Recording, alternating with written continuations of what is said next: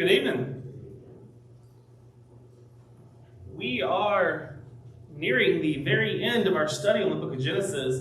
In fact, we have this lesson, and then next week we will finish up looking at the book of Genesis. And I hope it's been a profitable study. One of the things we're going to do next week is we're going to bring it all together and show just everything that has been taught and shown to us through our understanding of this history. But this evening, we want to look at what I've entitled the realization of dreams. You see, one of the things that we don't really talk about, that we didn't really cover last week when we talked about Joseph, but we got to start to his story, his life, is Joseph had several dreams himself, and he interpreted dreams. And those dreams are key to his life. I want to take a little bit of time to start by studying these. The dreams themselves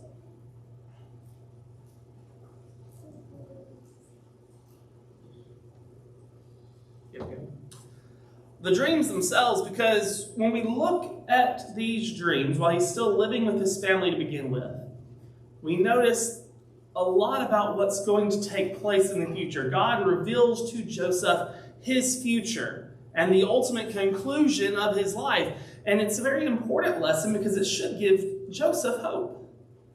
And it also gives us hope because we see that God, through all of this, knew what was going to happen. He knew the trajectory of Joseph's life. He knew what he was going to have Joseph end up doing. And through all of it, Joseph would be secure. So starting in Genesis chapter 37, we're going to backtrack a little bit. Genesis 37, starting in verse 6, we read, "So he said to them, 'Please hear this dream which I dreamed. There we were, binding sheaves in the field. Then behold, my sheaf rose and also stood upright, and indeed your sheaf stood all around and bowed down to my sheaf.' And his brothers said to him, 'Shall you indeed reign over us? Or shall you indeed have dominion over us?' So they hated him even the more for his dream and for his words." And then you keep going in verse 9. After having told his brothers this dream, and it's ironic that it uses food. It would be food that would ultimately allow Joseph to be in a position of, authority over his brothers. But we continue reading. He has another dream in verse 9. And he dreamed yet another dream and told it to his brothers and said, "Look, I have dreamed another dream. And this time the sun, the moon, and the 11 stars bowed down to me." So he told it to his father and his brothers. And his father rebuked him and said to him, "What is this dream that you have dreamed? Shall your mother and I and your brothers indeed come to bow down to the earth before you?" And his brothers envied him, but his father kept the matter in his mind. We talked briefly last week about the reality that these dreams, the way Joseph approaches these dreams, ultimately leads to his brothers' anger, their envy, and their jealousy that's going to cause them to sell him into slavery. And we looked at how from slavery he is sold to Potiphar, who then puts him in charge, and then Potiphar is angered at him when his wife makes a false accusation, and he's thrown in jail. And he goes through jail. He spends 2 years in jail having interpreted a dream. In fact, we're not going to look at that dream, but we see the conclusion in Genesis 40, in verse 20 through 22. "Now, when it came to pass on the third day, which was Pharaoh's birthday, they made a feast for all his servants, and he lifted up the head of the chief butler and the chief baker among his servants. Then he restored the chief butler to his butlership again, and he placed the cup in the Pharaoh's hand. But he hanged the chief baker as Joseph had interpreted to them." You see, Joseph had been told by the chief butler and the chief baker, "We have these dreams. We have these things that we have dreamed and we don't know what they mean. We don't understand what's going on." And Joseph said, "Well, you tell me your dreams and I will reveal them to you." And here we see at the end of this that the Bible tells us exactly what he said came to pass. And the Bible shows us this because we haven't seen the fulfillment of the dreams found in Genesis chapter 37. We haven't seen God fulfill these dreams. But we know that when Joseph interprets a dream, when Joseph tells you this is what God says or this is what God means, it's exactly what takes place. And remember that for 2 years, Joseph labors in the prison. The chief butler forgot his promise to Joseph that he would take him and he would convey his will, his desire to be free, his false imprisonment. And then Pharaoh has a dream. Now, I want us to focus not so much on the entirety of the dream, because Pharaoh's dreams are long, they're detailed, it's a lot to read. But I want us to understand Joseph is going to record his interpretation. He's going to tell Pharaoh, this is exactly what this means. Here is what's going to happen. And Joseph's record is too correct. He told the chief baker, you will die. He told the chief butler, you will be restored. Both dreams are right. So we have to ask the question as we're reading this. Remember, Pharaoh doesn't understand. Pharaoh doesn't know. Pharaoh hasn't, he has nothing to trust but the word of his butler. But Pharaoh trusts Joseph because of these words. And he gives him an opportunity. So Joseph interprets these dreams. In chapter 41, starting in verse 25. Then Joseph said to Pharaoh, the dream of Pharaoh's are one. God has shown Pharaoh what he is about to do. The 7 good cows are 7 years, and the 7 good heads are 7 years. The dreams are one. And the 7 thin and ugly cows which came up after them are 7 years. And the 7 empty heads blinded by the east wind are 7 years of famine. This is the thing which I have spoken to Pharaoh. God has shown Pharaoh what he is about to do. Indeed, 7 years of great plenty will come throughout all the land of Egypt. But after them, 7 years of famine will arise, and all the plenty will be forgotten in the land of Egypt, and the famine will deplete the land. So the plenty will not be known in the land because of the famine following, for it will be very severe. And the dream was repeated to Pharaoh twice, because the thing is established by God, and God will shortly bring it to pass. So, does this dream come to pass?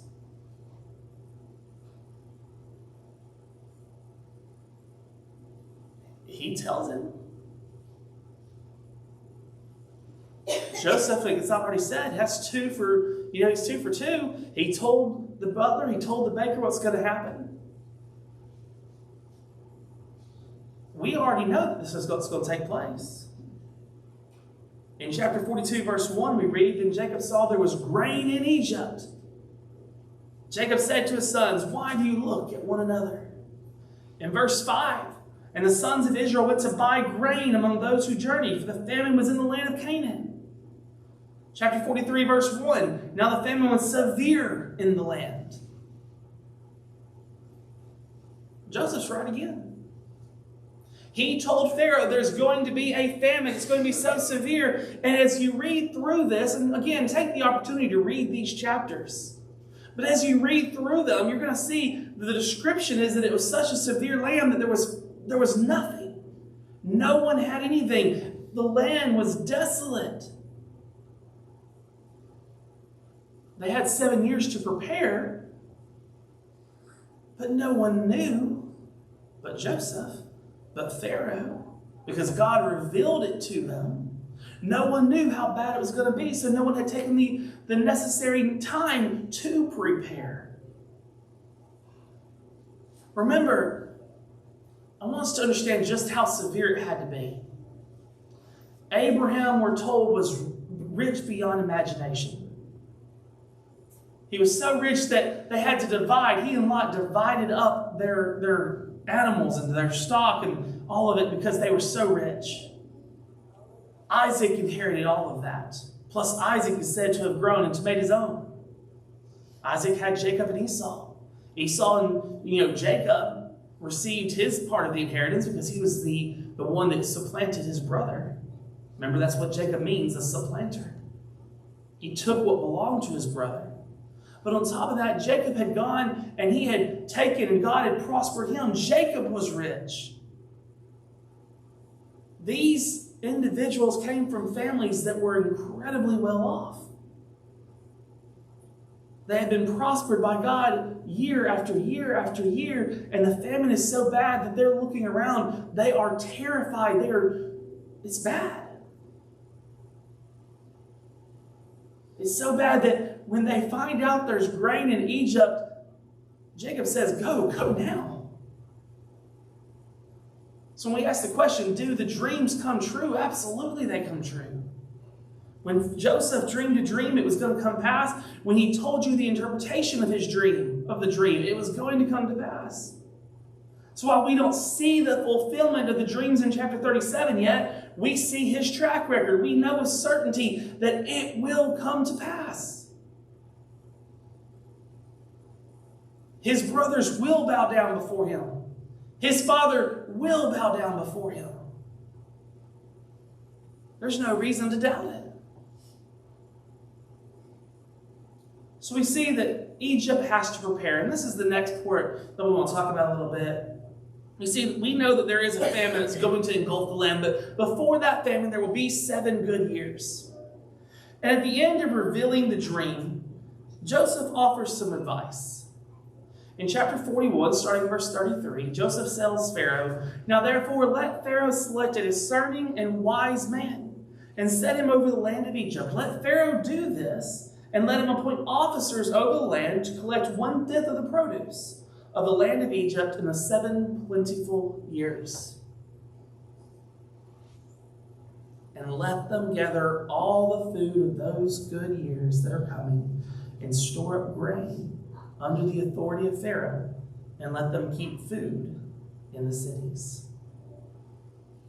Then the food shall be as a reserve for the land of the 7 years of famine, which shall be in the land of Egypt, that the land may not perish during the famine." You know, Joseph is an incredibly wise man, but ultimately what's tragic about this, a little foreshadowing, Pharaoh owns all of this.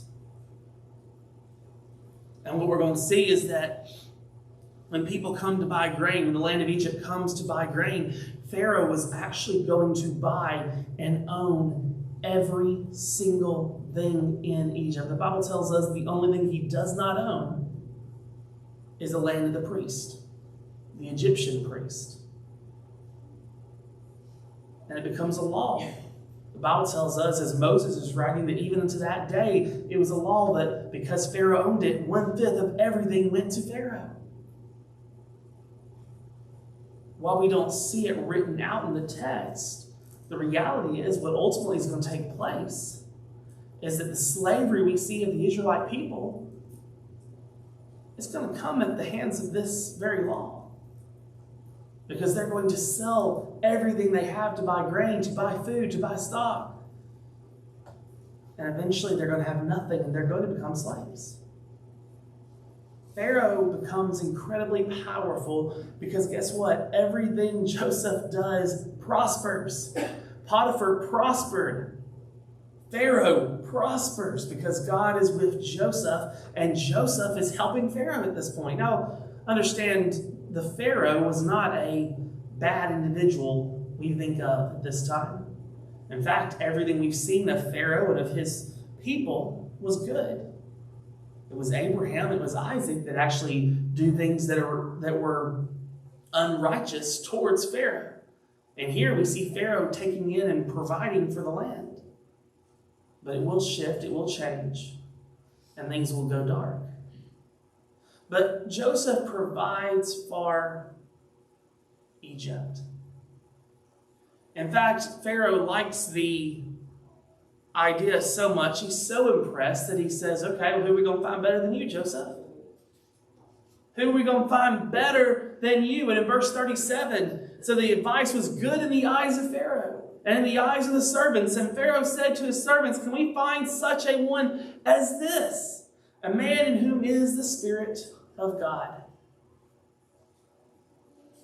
Pharaoh recognizes that God is with Joseph.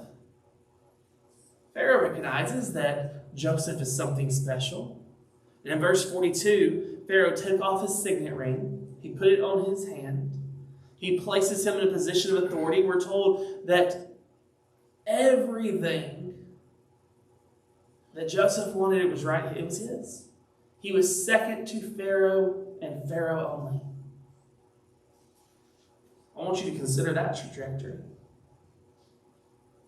We looked at this a little bit last week, but he went from favored son, slave, prisoner, forgotten about, and now he's way, way up here, second in Egypt. So much so that Pharaoh isn't even really worried about what he's doing. Pharaoh trusts him completely. Joseph uses his newfound authority to help as much as he can.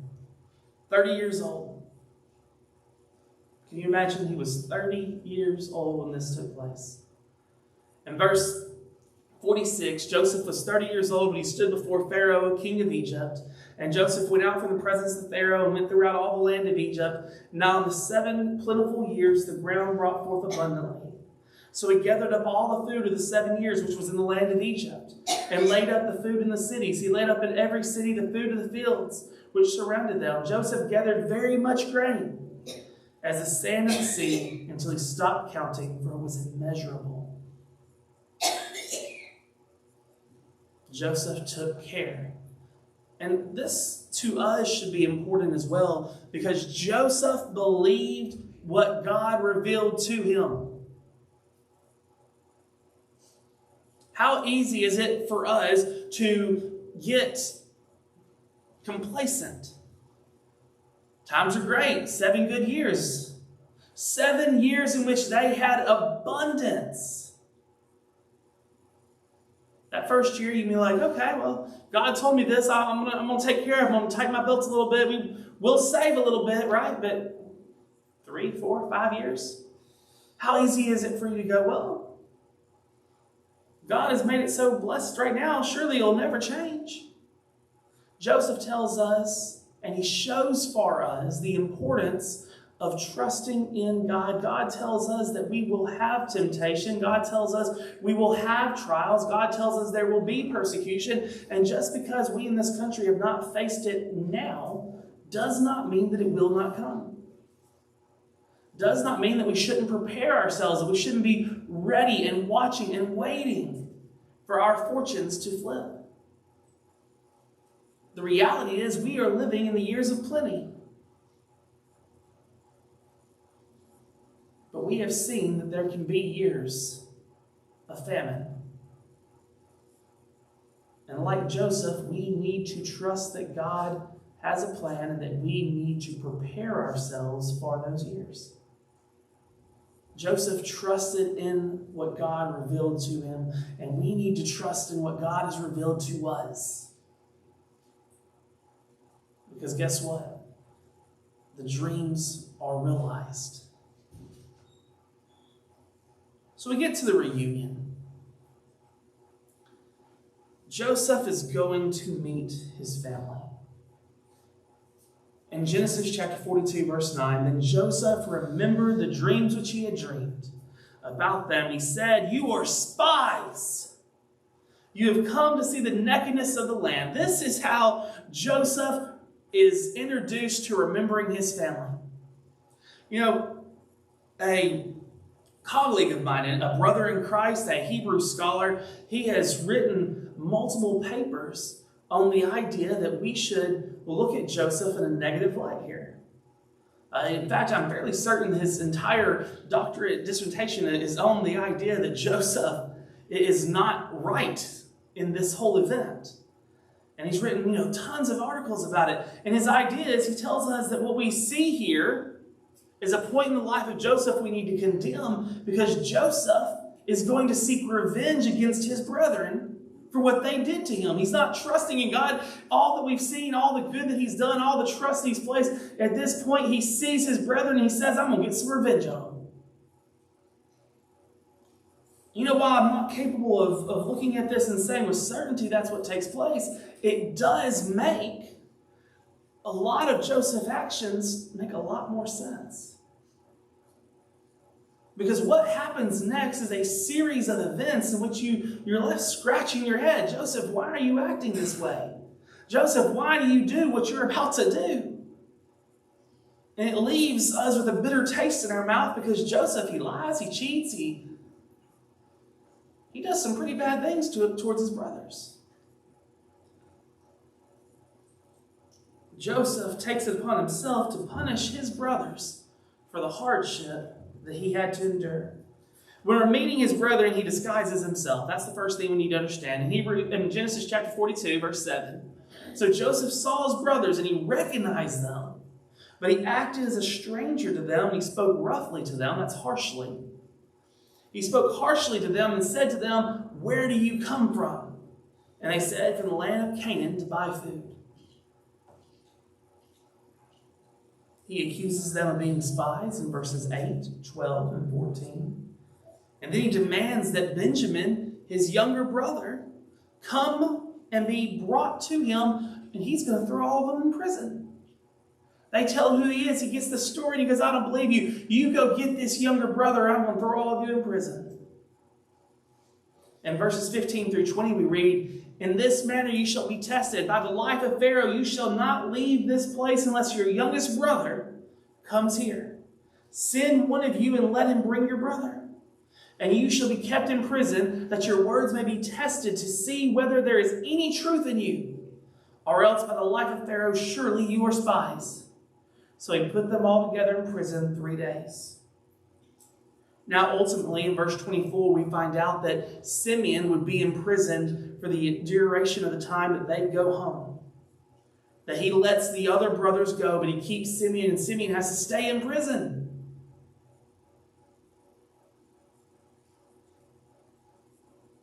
Then we see he's lied to them.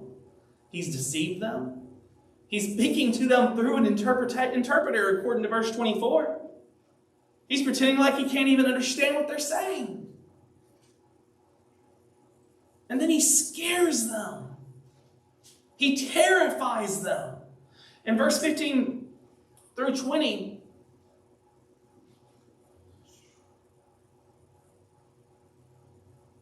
excuse me, this has got messed up. There we go. In verse 27, we start reading. It says, "But as one of them opened his sack to give donkey feed at the encampment, he saw his money. And there it was in the mouth of his sack. So he said to his brothers, 'My money has been restored. And there it is in my sack.' Then their hearts failed them. And they were afraid, saying to one another, 'What is this that God has done to us?'"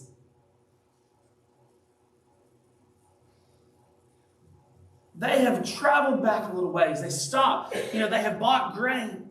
They stop to feed their animals, and they open up their sacks, and they realize all the money that they have paid, the money that they have spent to buy this grain. Remember, they've been accused of being spies. All that money's in their bag. They're so distraught, they fall down, they're crying out, "What has God done to us?" They're terrified. They're terrified for their own lives. They're terrified for the life of their brother Simeon. This is a cruel prank. And it makes you wonder, what is Joseph doing? Why is he acting this way? It's hard to reconcile this Joseph with the man we've seen all the way up to this point. But it does show us a very valuable lesson that pain, anger, and hurt can corrupt and inflict the worst on anyone. You see, they have to go back and they have to tell Jacob. They have to tell Jacob, "Hey, guess what? We left Simeon. We're not welcome back in Egypt. Not without Benjamin." They have to tell Jacob, "And when we got on the road, all of our money was here." And Jacob he's upset. In fact, Jacob's so upset that he says, no, you're not going back. You're not taking Benjamin. You're not doing this. Y'all already managed to lose Joseph. Remember, Benjamin is the true brother of Joseph. All the others are half-brothers. Because you've already lost my favorite son, Joseph. I'm not letting you take Benjamin and lose him too. It gets so bad that Judah has to start basically pleading with Jacob. In chapter 43, verse 8, Judah said to Israel's father, send the lad with me, and we will arise and go, and we may live and not die. That's how starving they are, that we may live and not die. Both we and you and also our little ones. I myself will be surety for him. From my hand you shall require him. If I do not bring him back to you and set him before you, then let me bear the blame forever. This is Judah pleading with his father. They're starving, and this is how terrified Joseph has made them.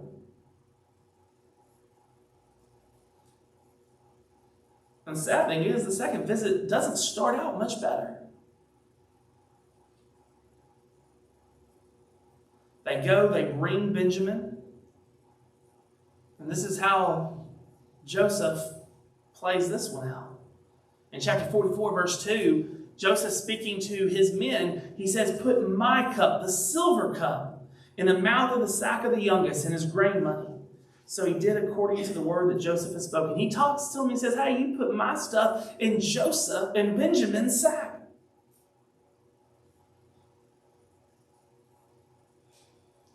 Then he runs them down.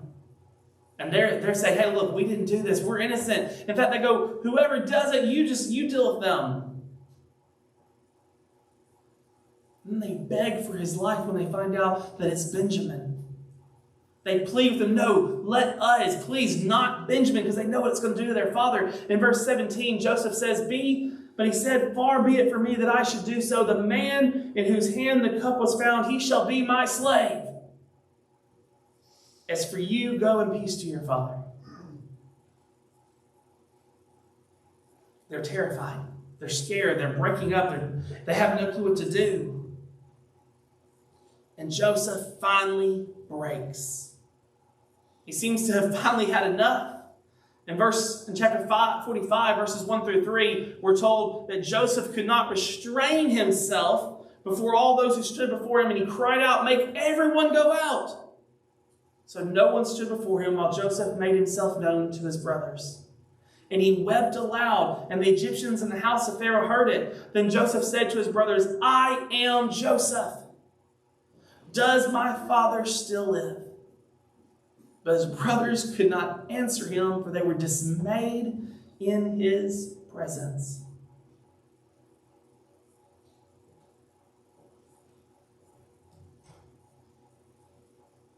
The rest of chapter 45 is spent with the explanation. With gifts being sent home to his father. With him telling him, you go tell my father I'm governor. I am second in charge of all of Egypt. You let him know I live. And again, we're left scratching our heads saying, Joseph, why? And as I've mentioned before,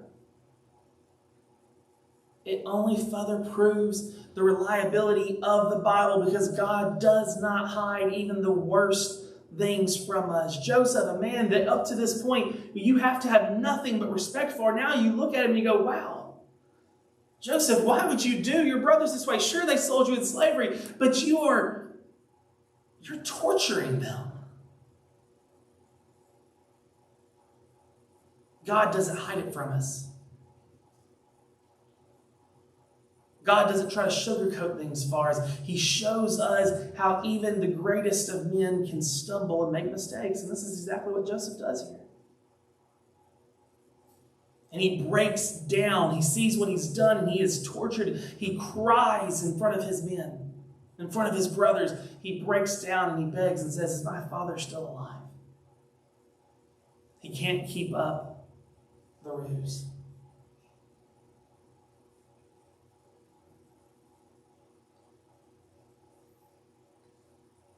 As we bring our lesson to a close, I want you to realize a few things about all this. Joseph is the leader, second to Pharaoh. We've already pointed out how he started up here and he ends up way up here. God took care of Joseph. That dream became a reality. His brothers literally bow down before him. They show him the honor and the respect that he deserves as a man of pure authority and power in Egypt. And in a very figurative sense, we see Jacob, as he comes to Egypt, bowing down to the authority of Joseph. Now, we never see him actually bow down as we see in the dream. Although next week, when we talk about chapter 48 a little bit, we'll see that he does bow himself over the bed, and there's some questions as to what that means. We'll talk about it next week. But even Jacob bows himself figuratively as he comes to Egypt and puts himself in the position of relying on the grace and the care of Joseph. God told Joseph at a mere age of 17, this is what's going to happen. And now, at the age of 37, 38, 30, we're not really sure how old he is. He's got to be in his late 30s or his early 40s, because he was 30 years old when he appears before Joseph, 7 years of good, and now we're in the 7 years of famine. So in his late 30s, early 40s, he is now seeing the fulfillment of those dreams.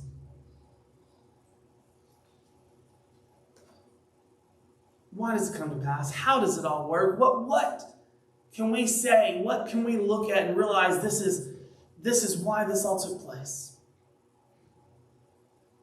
Well, in Genesis chapter 45, Joseph tells us. In verse 7, he says, "And God sent me before you to preserve a prosperity for you in the earth, and to save your lives by a great deliverance. So now it was not you who sent me here, but God. And he has made me a father to Pharaoh, and lord of all his house, and a ruler throughout all the land of Egypt."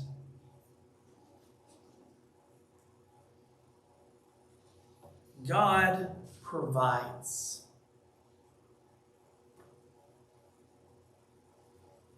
Joseph tells us, by the providence of God, here I am.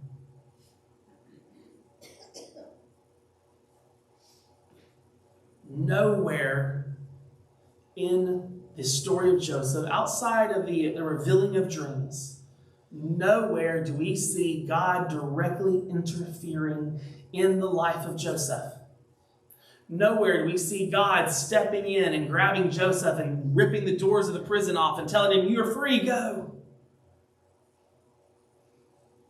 Through his providence, through his care and love, Joseph, every step of the way, is taken care of. And this is the same providence, it's the same love, it's the same care that God can and does show towards us. If God can take a slave thrown in jail and make him second only to Pharaoh, what can he do in our lives if we'll trust him? What has he already done in our lives?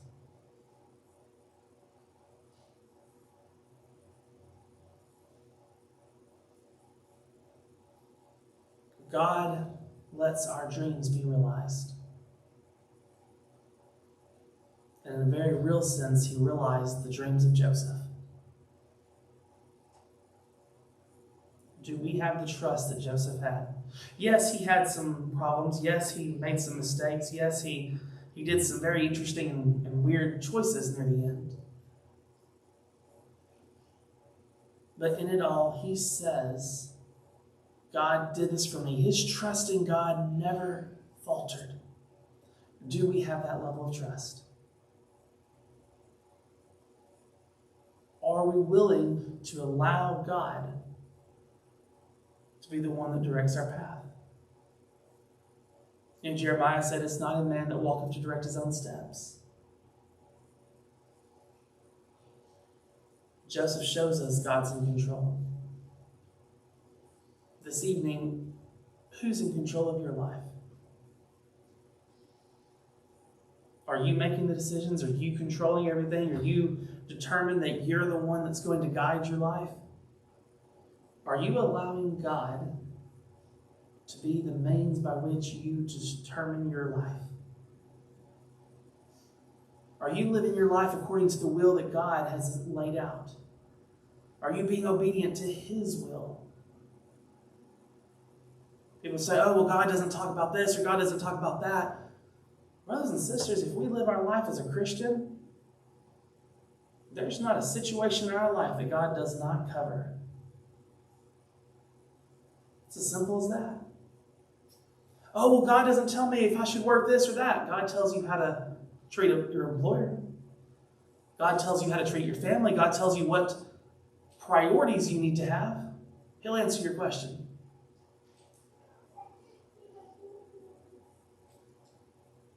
Who are you allowing to dictate your course? Joseph said, God did it. This evening, if you are here and you are not a child of God, then I encourage you to open up the Word of God. Let us study with you. Let us get you on a path in which you realize that God can and will save your soul if you will only live your life for Him. Through the Son, His Son, through His Son that died on the cross, He has offered life eternal. Will you not do as Christ has called for us to do? Will you not be obedient to Him, hearing His word, believing that Christ is the Son of God? Will you not make a change in your life, repenting of the sins you once had, confessing before others, confessing, living a life in which you show others that He is the Christ? Will you not be baptized so that you might have life? If you've done that in times past, but somewhere along the way you've stumbled off that course, then we pray for you and we plead with you, please come forward as we stand and as we sing. Would you be free from your burden of sin? There's power in the blood, power in the blood. Would you glory